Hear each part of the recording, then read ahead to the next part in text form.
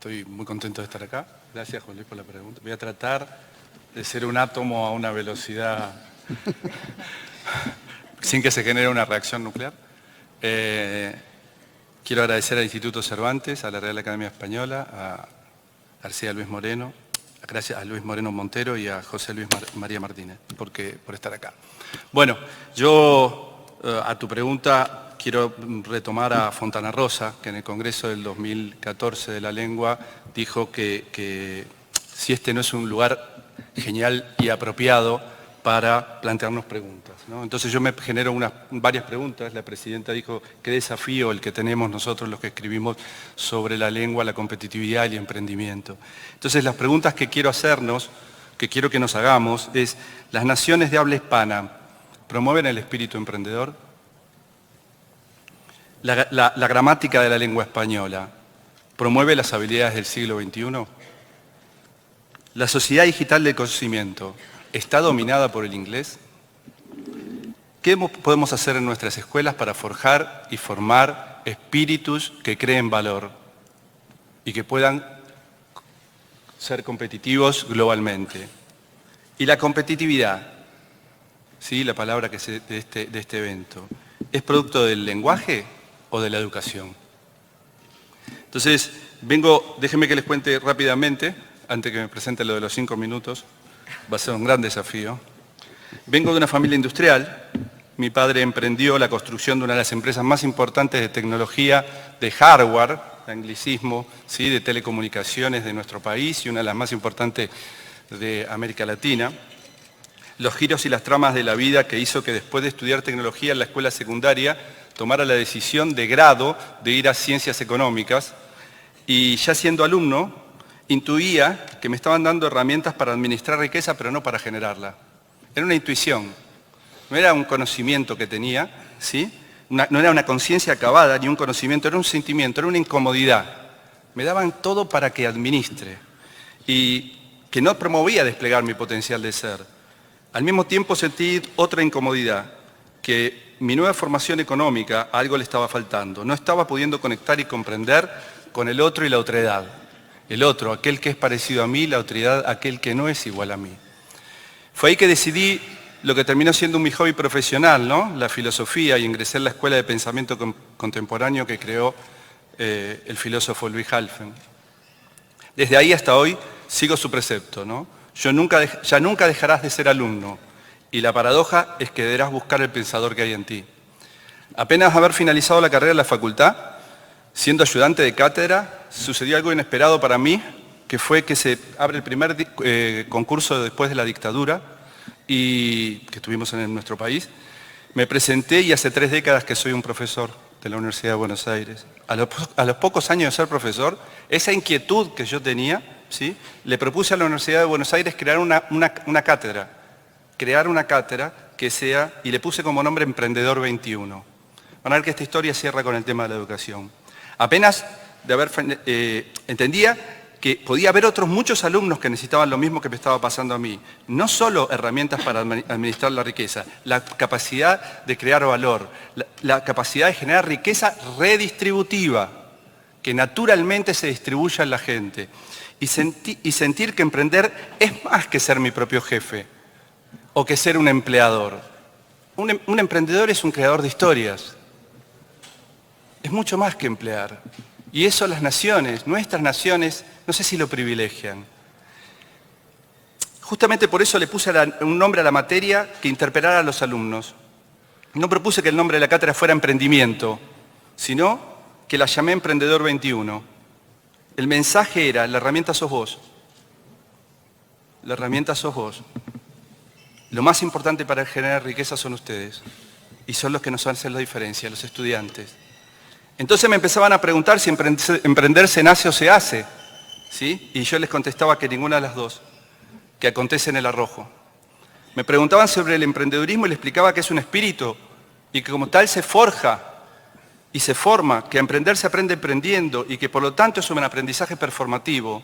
Y les citaba a Aristóteles, que en Ética Nicomaco, que le decía, rezando, hijo mío, se aprende a rezar. Emprendiendo, hijos míos, se aprende a emprender. Tenemos que armar no solo canchas y potreros de fútbol, sino potreros de emprendimiento, para que más y más den trabajo. Me preguntaban por qué la tasa de la mortalidad de los emprendimientos en los primeros 3 años de vida era del orden del 80%, y les respondía la importancia de tener habilidades como la resiliencia, palabra ligada indisolublemente a la autenticidad, la perseverancia, el arrojo, la capacidad de pasar de ver a mirar, a observar, de oír a escuchar, que los mercados son conversaciones y que conversar es el arte de escuchar, de la importancia de la apatía, de la escucha activa, de tener un pensamiento crítico, dudar, de tener un pensamiento divergente, problematizar, de tener un pensamiento deductivo, explorar, curiosidad, de tener un pensamiento inductivo, extraer nuevas conclusiones, tener un pensamiento abstracto, salirme de mí y poder mirarme. Y tener un pensamiento creador, imaginar nuevas ideas para construir nuevos mundos y el nuevo propio mundo. Que para aprender se necesita tener una idea, un sentido, un propósito, y como nos decía Séneca, ningún viento es bueno si no sabemos a dónde ir. Y ahí reside la potencia de tener una idea auténtica. Tenemos que promover que los chicos crean en ellos para que tengan una idea auténtica, para poder construir sostenidamente. Los emprendedores en verdad, tomo a Sponville en su libro La felicidad en verdad, bueno, la felicidad desesperadamente, y ahí él habla de la felicidad en verdad, son protagonistas del hacer y no del parecer. Hay mucho protagonista del parecer. Crean espacios para compartir, por eso lideran y no solo gestionan. Ese temple tampoco es un lugar atractivo para todos. Esa mística solo está reservada para jóvenes de espíritu. Aquellos que abordan la vida con audacia, con pasión. Aquel que no hace solo que transportar la luz impropia. Crear es generar luz, iluminándose e iluminando a otros. Durante todo este derrotero académico afloraba igualmente mi espíritu emprendedor, como bien decía Juan Luis.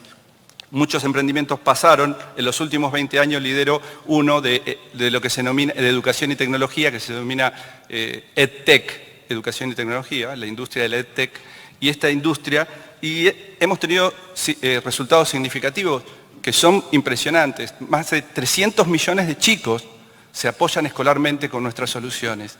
300 millones de chicos, con Aula 365, con Educatina, probablemente somos el segundo espacio de apoyo escolar en el mundo. Trabajamos mucho al respecto de las nuevas formas de enseñar y aprender, profundizamos sobre pedagogías, metodologías, didácticas, su evolución, su ligación con la época, desde el español Juan Luis Vives, que fue un humanista del siglo XVI, que pensaba en cómo formar un hombre virtuoso, de Vygotsky con el aprendizaje sociocultural, de Jean Piaget con el constructivismo, de Montessori con el aprendizaje comunitario, con Paulo Freire con los problemas pertinentes, con Pierre Fauré, aprendizaje personalizados y tantos otros, buscando correr velos, ¿sí?, acerca de cómo aprendemos los humanos. Y hoy puedo decirles que la educación tiene como mínimo 7 pilares. Aprender a ser, esencia. Aprender a vivir juntos, convivencia. Aprender a conocer saberes para pararnos en hombros de gigantes. Aprender a hacer, experiencias. Aprender a aprender, plasticidad. Aprender a aumentar. Mi idea es que tenemos que pasar de un aprendizaje repetitivo, que más que formación da forma, a un aprendizaje personalizado, autónomo, creador. Al que he dado llamar aprender una pedagogía de la creación, aprender creando. En inglés sería learning by building, como un paso más allá del aprender haciendo, que es el learning by doing. Es aprender construyendo, donde no solo se repita, no solo se haga, sino que se diseñe, que propongan ideas, que pasen de lo manifiesto a lo manifiesto, que haya laboratorios en las escuelas, donde la máxima construcción es a la postre el ser auténticamente uno mismo. El norte es que el niño crea en sí mismo, cree y desarrolle su talento y despliegue su potencial de ser y potencial de ser. Y la voluntad es la tensión entre el ser y el potencial de ser. Y si no le damos potencial de ser, se les acaba la voluntad. Hemos hablado de emprender y del aprendizaje. En un mundo totalmente cambiante, disruptivo, acechan a favor y en contra de la inteligencia artificial, machine learning, donde pasamos de una trama de relación de dependencia, que está muerta, a una trama de relaciones de independencia para construir valor. Donde alfabetizar en habilidades cognitivas superiores es no relegar a nuestros niños a que sean los próximos caballos de la inteligencia artificial. Caballos o camellos, como los que vemos con las bicicletas. Innovar viene del latín innovare, y sus componentes léxicos son el prefijo introducir y novus, nuevo. Introducir algo nuevo. Ahora ya saben qué es innovar. ¿Eso los hace innovadores? Nuevamente nos enfrentamos a un aprendizaje personalizado y performativo. Un minuto. Hemos llegado al lenguaje y sabemos... Bueno, llegué al lenguaje. Sabemos que la RAE contiene unas 90.000 palabras y que el léxico de la lengua puede ser aproximadamente un 30% más de las palabras. Nos da un total de 115.000 palabras. Dentro de lo que llamamos léxico, manejamos el léxico pasivo, con el que entendemos y comprendemos, y el léxico activo, con el que usamos para hablar y escribir. En esta sala, ¿sí?, entre el léxico activo y pasivo, manejan unas 40.000 a 60.000 palabras. El Quijote tiene 22.000 palabras, para que ustedes tengan una idea. Estudios demuestran que un nivel socioeconómico bajo impacta en el vocabulario, el desarrollo lingüístico, el desarrollo neuroconectivo y la comprensión lectora. 30 millones de palabras menos oyeron en sus primeros 4 años de vida niños de nivel socioeconómico bajo, respecto a niños de nivel socioeconómico alto. Un niño de 2 años maneja 100 palabras entre léxico activo y pasivo. Un joven sin estudios secundarios, 2.500 palabras. Recuerden que dije que ustedes tenían 40.000. Un mínimo ciudadano medio, 10.000 palabras. Y estudios indican que para comprender un periódico necesitan 4.000 palabras. Estos datos son coincidentes cuando aprendemos una segunda lengua, que para ser nativos más o menos tenemos que manejar 10.000 palabras. Propongo aquí una nueva pregunta. ¿Se trata de qué leen o qué lean o qué leen? Y ahí pienso que la literatura no la podemos abandonar nunca. Si el lenguaje se favorece y consolida una nueva manera de esclavitud. Tengo solo 2 párrafos, Juan Luis.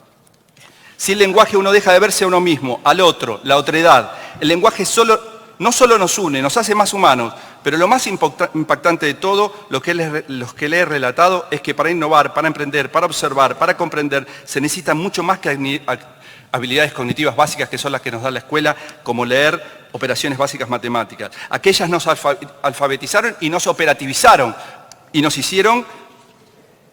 propusieron que pudiéramos tener las habilidades para la era industrial.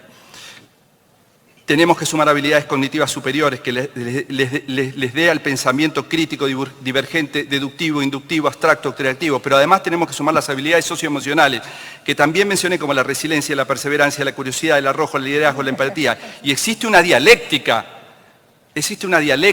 entre las habilidades cognitivas superiores y las habilidades sociales. Lo lamento muchísimo. El último párrafo. Inicié la charla con una serie de preguntas. La última de ellas es ¿cómo podemos saber que la educación y la escuela? Y mi respuesta es todo y nada. El gran desafío que tiene el idioma español y todas las naciones que la componen es construir una escuela que incluya al 100% de los niños para que sean auténticos, autónomos, que puedan construir un propósito, que sean transformadores, protagonistas del hacer y del crear, y que le den sentido a su vida, y lográndolo acontecerá un verdadero y auténtica cohesión social. Y ahí vamos a lograr competitividad. Es acá donde le relaciona la competitividad. En síntesis, la misión principal de la escuela es hacer que los alumnos den sentido a lo que aprenden para así aprender a darle sentido a la vida. Perdón. Muy bien.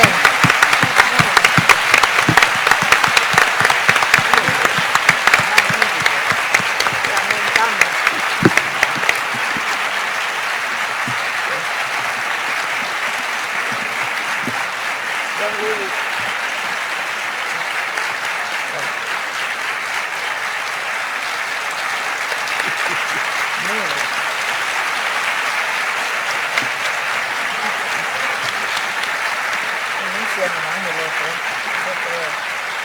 Juan Luis.